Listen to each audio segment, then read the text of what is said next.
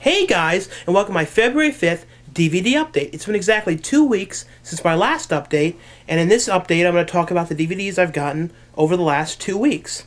The first DVD I got because I got a lot of suggestions from people saying, you should check this one out, you should watch this one, I think you'd like it, and they wanted to know what I thought of it. And I got the Blu-ray one. It was $24.99 at Walmart. It was an alright price for it, because normally these are like $35 at Best Buy. See, Best Buy for Blu-ray can sometimes be more money. It's weird. Walmart, I found, is one of the cheapest stores you can actually go to get them, because a lot of the new releases there are $25 to $30, and that's it. So a lot of the $35 ones somehow are $25 there. I got this one as a suggestion, though. I haven't watched it yet. I'd like to hear what you guys thought of it. I think I'll probably end up liking it. I like a lot of the newer westerns. I like The Proposition. There'll Be Blood isn't really a western, but it takes place during like a similar period. But I probably like it. I know it's a remake though. The next one I got from Walmart for Target for $7.99, and I was waiting to get this. I didn't want to get it at first because it was $20, but then I saw it on sale and I figured I'll get it. Because the reason I haven't got it was because I've got Uncle Buck and I have The Great Outdoors. It's the John Candy Comedy Favorites collection. But see, in this set, Going Berserk, which was a movie that he did in I think 1983, that was not available on DVD and still isn't available separately. So I bought this set just to get this one, because it was one I used to watch all the time as a kid and really liked. The next one I got at Borders Books, and it's Super Chiller Blood-O-Rama. I only bought this for one movie, and it's Movie House Massacre. It has 3 other ones. It has Claw of Terror, Black Mamba, and Torture Chamber of Dr. Satan. But I bought this for the Movie House Massacre. I saw the disc after I bought this about a week later in some store separately, just the movie itself. It was called Blood Theater this time. And the star of it, well, she plays the secretary in this movie, is the woman who's in Eating Raoul, who is the wife in that movie. That's a really cool movie. I think Par Bottrell, he died a few years ago, but he directed that, and they were also together. And it took me a minute to figure it out. She was also in Chopping Mall. But this one I really liked. It was filmed in 2 different types of theaters. They were restoring this old 1930s movie theater that there was a big murder in it, and they were trying to reopen it up. This movie chain wanted to have a classic theater. This movie takes place in the mid-'80s, and the theaters that were the 80s theaters that it also took place in were just like the ones I remember as a tiny kid. I mean, they stopped with these in like 1991, I guess. But I really like this movie. It's a really cheesy film, but I like the music and everything. I loved it. It was like one of the ones I just wanted to watch again. And just looking at those theaters and seeing the way they looked, they were real cool theaters. There was like 4 theaters, and they were real small. They were just that classic way that I really remembered. And I remembered probably about 7 years ago, they tore down a theater just like that. It was one of those ones that only had 2. One theater was on this side, one theater was on this side. I think the last movie I remember seeing in that classic style theater was The Sixth Sense. The next one, you saw me buying this in one of the videos. That video when I went around showing where I buy DVDs. This is called King of California. And I like this one. It didn't get the best reviews online, and some critics didn't like it. It's Michael Douglas getting out of a mental asylum, and he comes back home to live with his daughter, who's been living on her own for years, for 3 years by herself. And he has this idea that he's going to dig for treasure and find this lost like Spanish treasure. And he's like digging all around the town and digging up the golf course, and then he tracks it to Costco and gets the idea that it's underneath of the Costco. And I like this one. I don't know if everyone should buy it, but I definitely recommend it as a rental. The next one is a Japanese film, and sometimes I screw up and get the 2 confused, like Japanese and Chinese. This is a Japanese film called Sexual Parasite. It's actually called something else, but I'm a gentleman, and I'm not going to say the real name, because on the disc and everything it says the real title. Well, I'll flash it. And well, this movie had a lot of promise. It was about a killer, like this parasite gets inside of a woman, and it waits for the prey. And I thought this was kind of funny. I saw a clip of this on a website, and that was kind of how I found out about it. It's very like amateurish. Like the picture quality is like 5 times worse than the movies that I like the stuff that I make like looks like 10 times better. I think this was shot like on regular DV and looks kind of bad. But other than that, it was alright. It had a lot of promise though. A lot of could have been done with this movie. It was only 60 minutes and not much happened. They didn't expand the story much, and I just thought a lot more could have happened. It was only $10.99, but I liked it. I don't know what year it was made in though. It might have been made a long time ago. I couldn't tell. The next one, I'm sure I'm going to get some queer faces about getting this, but I like it. It's The Simple Life Goes to Camp, and I actually just watched these, and I liked it. I thought, I know that there's all this talk about it being scripted, and I wouldn't doubt that, but it's real different now. Like this season, it was about them at camp, and like they brought in these fake camps, and it was all set up, but the first season was the best one because it was about, these two girls that had everything, had all this money, being put into like a farm situation, having to work, having no phone, having none of their own money, and that one really worked. But this one was alright. I hate reality TV. I hate it. But I don't really consider this reality TV. I just consider it like a lot of shit happening, and it's sort of stupid, and they always cause problems. It just, I don't know, it just reminds me of like a buddy 80s film set now with women. That's kind of what it reminds me of. The next one, you saw me buying this one as well. It's the Groundhog Day 15th Anniversary DVD. I can't believe this has been 15 years ago this movie came out. I've been trying to remember if I saw it in theaters or not. I can't remember. And I was always surprised it was PG because I remember there was a lot of dirty words. At least I remembered some. And at one point I thought it was PG-13. I don't know why. But this is a really good Bill Murray film. Bill Murray, a lot of his movies nowadays, his comedy's a little different since he's gotten older. He doesn't like act the same way. But Groundhog Day, I'm sure most people have seen that, and that's just a classic one. You also saw me getting the SpongeBob, the To Love a Patty. I buy all these, and I don't buy them as the season sets. I think it's more fun to buy them like this because it kind of reminds me of buying these old, I took these out to show you, the old Nickelodeon tapes that are similar. These are the Rugrats ones and the volumes. I used to love getting these ones. I don't have too many of them. I've been waiting for a DVD of these seasons, but Nick is really bad at Paramount and is bad at putting their TV shows out. Once they start, they don't stop. They're not like Pringles. The fun doesn't, once you start, they stop. It's like not, once you start popping or fun don't stop and whatever, And this has that old episode of, Inside Out Boy. I don't know if anyone remembers those. But I love these. And I really hope at one point they put out, those Rugrats on a real DVD. And I went to a used store called Planet Extreme or Extreme Exchange or something like that. And they have a lot of low-priced DVDs of shows in there. And I was looking at some of them, wishing that I would have waited to get them. Like examples, like I think they had like Heroes, which I never watched, but someone's told me it's good. At some point I'm probably going to check that out for $30. And they had like Lost, which I've never watched, for like $19.99. Low prices on things. And I got 8 Simple Rules, and this was originally called 8 Simple Rules for Dating My Teenage Daughter. And I think Henry Winkler was in some of these. But I bought this because it was John Ritter's last show, and I never watched this when it was on.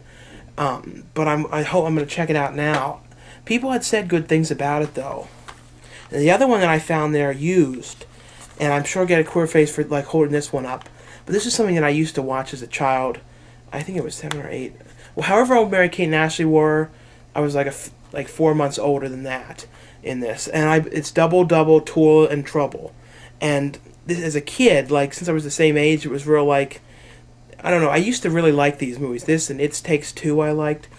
And I also remember the first one. I think it was their first movie, To Grandmother's House We Go. I haven't watched that movie in years. I remember a scene though at a carnival.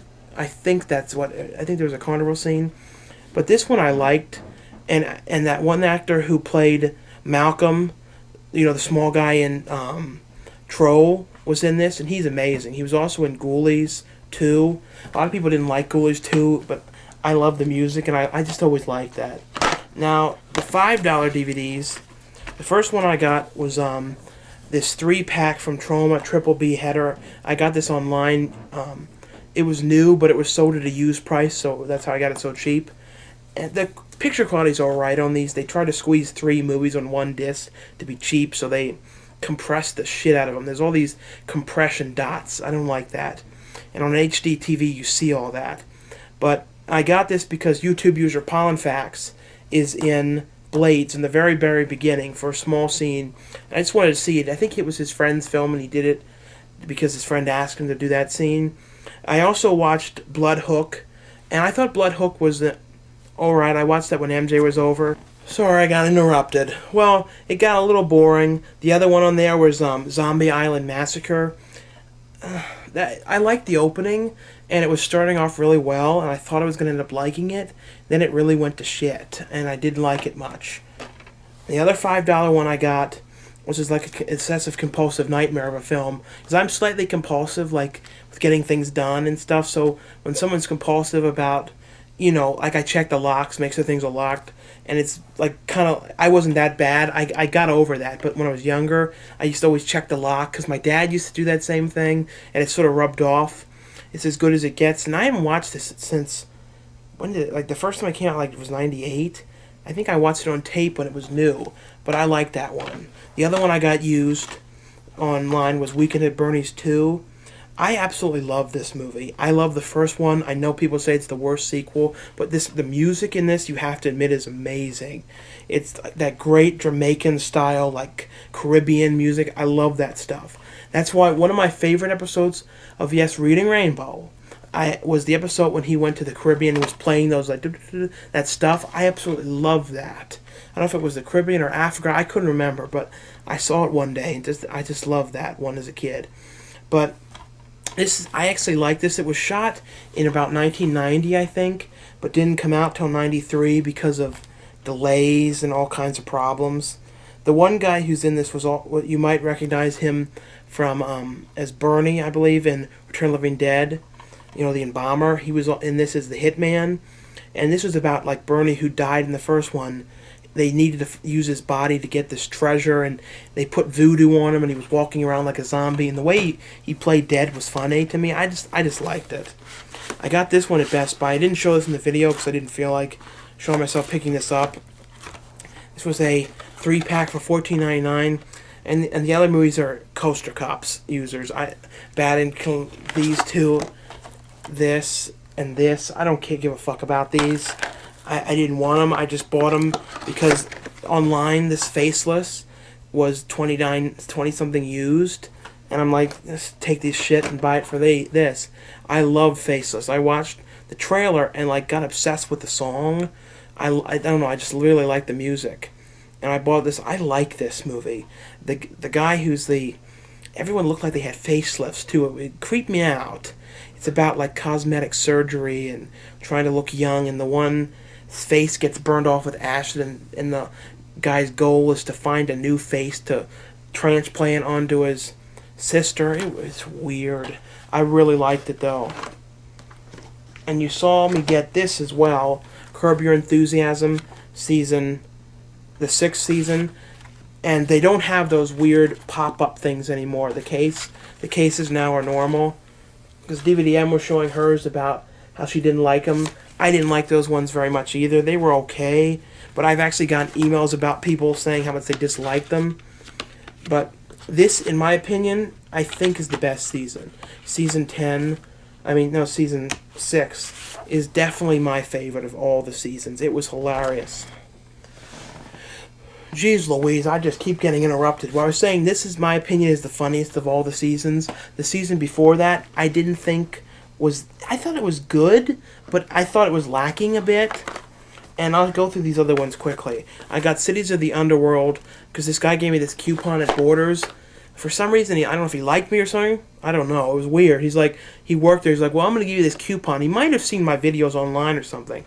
But it was like 50-something% off of this, so it was only like $15. And I was like, I'll check this out.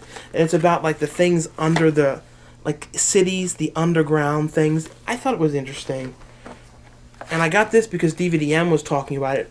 And I believe this was a movie I watched as a kid, and I was trying to remember the name of it. And it's called The Boy Who Could Fly. This is that old, snapper case. I don't like those cases. They were the ones I had to deal with as the first DVDs I got. And I went out and bought this because someone said, you didn't get this. This is the best documentary. And I ordered this, The King of Kong. And it's they added Fistful of Quarters for the, DVD. And it's got, in case somebody wants to see, you can open the case up and it's got this alternate artwork in it.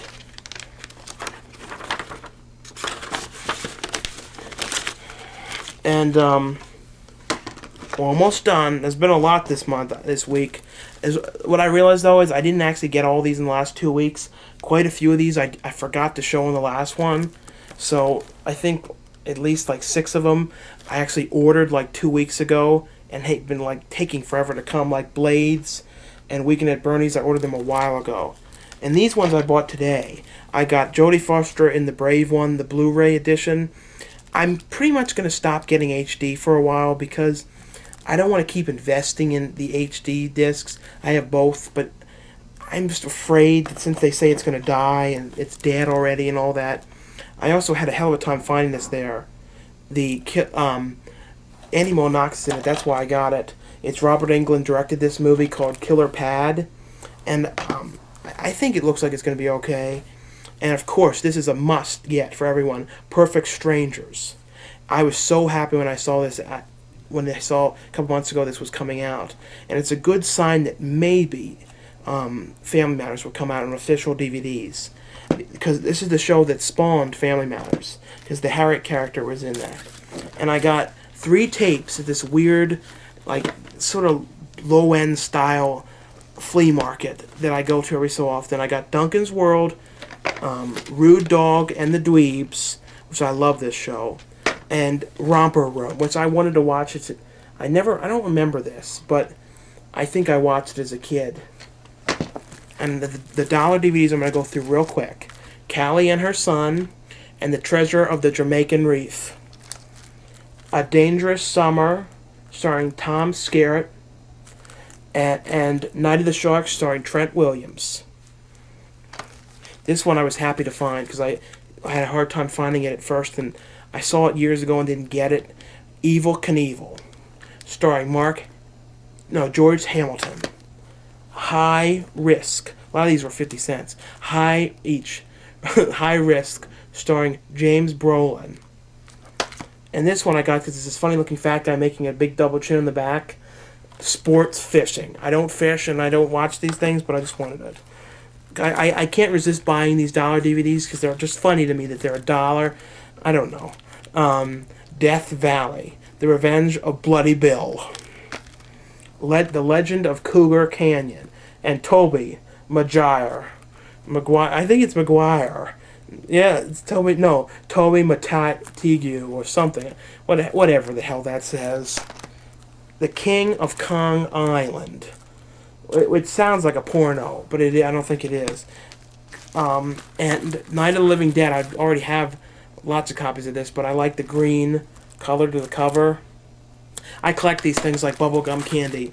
I get the ones that seem interesting, and I always watch them, and I usually end up liking them. So I hope you like this big update of DVDs. The next update that's going to be 2 weeks from now, I didn't see too much coming out, so it's probably going to be like only 6 or 7 DVDs at the most.